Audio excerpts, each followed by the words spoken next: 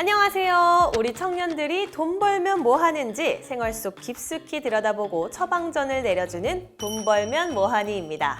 오늘 함께 해주실 전문가 최병일 교수님 함께합니다. 안녕하세요. 안녕하세요. 강원대학교에서 경제교육을 담당하고 있는 최병일입니다. 최근에 젊은이들 사이에서 경제와 금융에 대한 관심들이 많이 높아지고 있는데요. 교수님, 그러면 요즘 학생들은 어떤 분야에 관심이 있나요? 수업 시간이 되면 저한테 꼭 물어보는 친구들이 있어요. 교수님, 어떤 주식 사면 좋을까요? 라고 하는데, 니네 재무제표는 볼 줄 아니? 라고 물어봐요. 볼 줄 안다고 대답하는 친구들이 별로 없더라고요. 저도 처음에는 그랬던 것 같아요. 그렇다면 주식 투자에서 가장 먼저 해야 할 일은 무엇일까요? 대부분 큰 수익을 올리는 분들은 1%에 불과하고요. 주식 투자를 하실 때는 사실은 토끼와 거북이처럼 길게 보고 투자를 하셔야 됩니다. 교수님 말씀을 들으니까 정말 철저한 준비가 필요할 것 같은데, 이 주식 투자를 시작하기 전에 보통 수익 가능성만을 생각하고 정작 손실 가능성은 고려하지 않는 경우가 많은 것 같아요. 맞아요. 내가 기대할 수 있는 수익과 감내할 수 있는 손실의 정도를 곰곰이 생각하고 주식의 변동성을 감당할 수 있는지 개인의 투자 성향을 파악하는 게 우선이겠네요. 첫 번째 사연자분도 이런 고민을 하는 것 같은데, 이분의 브이로그를 보면서 교수님의 코멘트를 한번 들어보도록 하겠습니다. 안녕하세요. 저는 28살 평범한 직장인입니다. 첫 월급의 일부를 적금에 넣었는데 이번 달에 만기가 되었더라고요. 아무래도 예금만으로는 돈을 불리기가 조금 어려울 것 같아서 주식 투자를 한번 해볼까 생각을 하고 있어요. 사실 저는 군대에서 주식 투자를 처음 해봤는데요. 특히 주변 동기들 사이에서 그 핫한 종목에 묻지마 투자를 해봤어요. 이 기업 주식이 뜰 것 같다 하면은 그날 밤 바로 예약 매수를 하고, 한번 손실이 나기 시작하면 계속 주가가 하락하는데 손절하지도 못하고 무작정 기다리다 보니 이게 마음만 조급하고 손실액은 더 커져만 가더라고요. 소소하게 쌓은 수익이 한순간에 날아가는 걸 보면서 단순한 감에 의존한 투자보다는 기업의 가치와 성장 가능성을 스스로 분석해야 할 수 있다는 점을 깨달았습니다. 실은 제가 주식 투자를 하는데 조금 고민하는 부분이 있어요. 제가 2, 3년 뒤에 집을 마련해 볼까 하는데, 그때까지는 목돈이 필요하지 않으니까 수익률이 좋은 주식 투자를 이제 하고 싶게 되더라고요. 여유자금은 모험해 봐도 되지 않을까요? 네, 저도 2, 3년 전에 주인공과 같은 고민을 했었던 것 같아요. 여전히 청년들이 투자에 대한 관심이 높은 것 같은데요.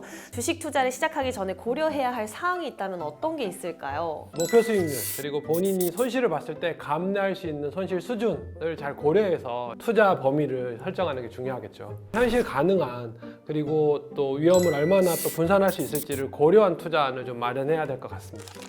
오늘도 빨간불이 떠 있어서 일단 기분은 좋은데, 솔직히 파란불이 떠 있으면은 하루 종일 기분이 조금 별로긴 하더라고요.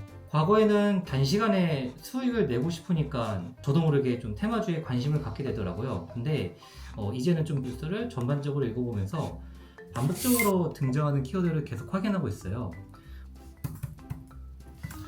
전문가들은 다트 사이트에서 이제 재무제표를 다운받아서 분석한다고 하는데, 저는 아직 이게 초보여가지고 필요한 정보만 확인을 하고 있어요. 이제 여기서 종목을 찾고 내가 관심 있는 종목의 매출액이 꾸준히 증가하고 있는지, 부채 비율이 적정한지, 이런 정보를 보고 있는데, 사실 이게 무슨 의미인지는 잘 모르겠어요. 이제 기계적으로 지표와 기준값을 매칭해보는 정도? 초보 투자자라고 하시지만 나름대로 다양한 정보를 찾아보려고 노력하는 모습이 인상적이었습니다. 영업이익, ROE, PER, PBR? 저희 조금 쉽게 설명해 주실 수 있나요, 교수님? 기업이 주된 경영 활동으로 얻는 이익을 영업이익이라고 하는 거죠. 그러니까 예를 들면 지금 방송하는 공간에서는 방송을 통해서 수익을 창출하는 건 영업이익일 거예요. 근데 방송국 로비에 카페를 만들어서 커피를 판 돈이야. 영업이익은 아니에요. 당기순이익은 이 회사가 말 그대로 오래 벌어들인 순이익을 당기순이익이다. 그 ROE는 자본 대비해서 벌어들이는 돈이에요. 내가 사업을 한다고 생각하시면 돼요. 그러니까 내가 1억 원 냈어. 이건 나의 자본이 되겠죠. 그것 대비해서 수익률이 얼마가 되지를 보시면 되는 거죠. PER은 주가의 적정성을 보는 거예요. 어떤 주식이 가격이 높지라고 했을 때 보면 이익을 많이 내는 기업들 주식이 높은 거죠. 가치가 높아질 테니까. 그러니까 그 기업이 매번 내는 이익, 주식의 가격, 프라이스를 비교하는 거라고 생각하시면 돼요. 재무적인 지표만으로는 기업을 정확하게 다 알 수는 없어요. 네. 완벽통착은 아닌 거죠. 꾸준히 지속적으로 봐야지 이 기업에는 어떤 스토리가 있구나를 알게 되는 거죠. 작은 신호에도 민감하게 반응하는 게 중요하겠네요. 그렇죠. 혹시 아나운서님 흑자도산이라는 말 들어보셨어요?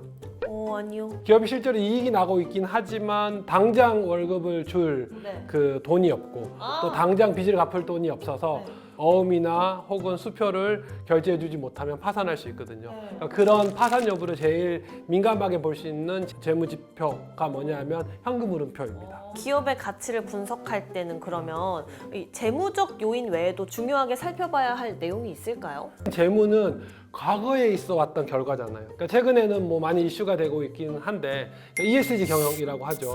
네. ESG 경영에서 뭐 ESG가 물론 환경 쪽에 많이 치중되어 있긴 하지만 사회적 활동은 얼마나 하는지 또 지배 구조는 얼마나 건전한지 기업들을 판단하는 데 되게 좋은 그 지표가 될 수 있죠. 최근에 그 속한 산업의 트렌드나 정부 정책 같은 것들도 되게 중요하죠. 이 기업의 내재 가치를 분석할 때 재무제표와 함께 산업의 흐름과 기업의 비재무적 요소까지 고려해야 한다는 말씀이군요. 새내기 투자자 여러분들도 꼭 기억해 두시길 바랍니다. 요즘 뭐 펀드나 ETF 눈을 돌리고 있는데 개별 기업에 투자하는 것보다는 변동성이 크지 않을 것 같더라고요. 워렌 버핏이 평소에 자신이 잘 아는 종목에 장기 투자하라, 그럴 자신이 없다면 인덱스 펀드에 투자하라, 그렇게 조언하는 걸로 유명한데요. ETF는 이게 생각보다 비교적 안정적이면서 수익률도 괜찮을 것 같고 앞으로 좀 괜찮은 걸로 한번 선택을 한번 해봐야 될 것 같아요. 이 출연자가 개별 주식에 투자하려다가 결국에는 ETF로 마음을 굳혔습니다. 이 ETF에 대해 궁금한데 개별주와 비교했을 때 어떤 차이점이 있을까요? 개별 주식은 각 기업의 고유한 위험들을 같이 다 투자자가 감내를 해야 돼요. 그러니까 예를 들어 AI 시장이 유망할 것 같아 라고 하면 지금 챗GPT가 잘 될지 구글이 잘 될지 마이크로소프트가 잘 될지는 예측하기는 어렵잖아요. 근데 ETF 같은 경우에는 이 산업 전반을 번들링해서 수익률만큼 가게 되니까 그 산업 전반에 대한 값만 가져도 얻을 수 있으니까 그만큼 위험이 적은 거죠. 대표적인 종합 주가 지수를 인덱스로 S&P 500이라든지 우리나라는 뭐 코스피 200 같은 것들이 대표적인 그 인덱스 ETF죠. 이 개별 주식과 ETF의 리스크는 어떻게 다른가요? ETF의 경우에는 시장의 전반적인 움직임만큼만 움직이기 때문에 훨씬 더 안정적이죠. 주식 투자에서 처음 투자하시는 분들이 수익을 많이 낼 거야 하고 손실에 대해서는 생각지 않으세요. 근데 주식 투자할 때 제일 그 힘든 것 중에 하나가 손실을 얼마나 감내하는 거거든요. ETF는 수익은 적지만 손실도 적다. 이 주인공은 개별 주식과 ETF 중에서 어떤 것을 선택하는 게 더 나을까요?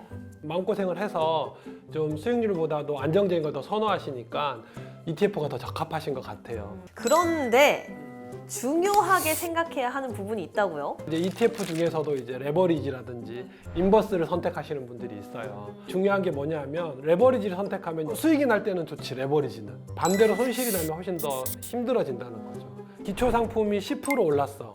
그러면 레버리지면 20% 오르니까 기분이 좋죠. 근데 기초 상품이 10% 떨어졌어. 그래서 그럼 레버리지니까 손실도 20%가 나. 그러고 나면 100이었던 나의 자산은 10%만 떨어져도 20% 손실이 나서 80이 돼 있어요. 근데 지금 상태에서 다시 수익률이 20%가 돼도 나는 원금이 회복이 안 돼요. 진짜 신중하게 접근을 해야겠네요. 투자할 때 뭐 확실히 제일 중요한 거는 그러니까는 수익만 보시면 안 되고 리스크를 먼저 보시는 게 중요하다라는 거 꼭 말씀드리고 싶습니다. 이제 출근 준비를 한번 해보겠습니다.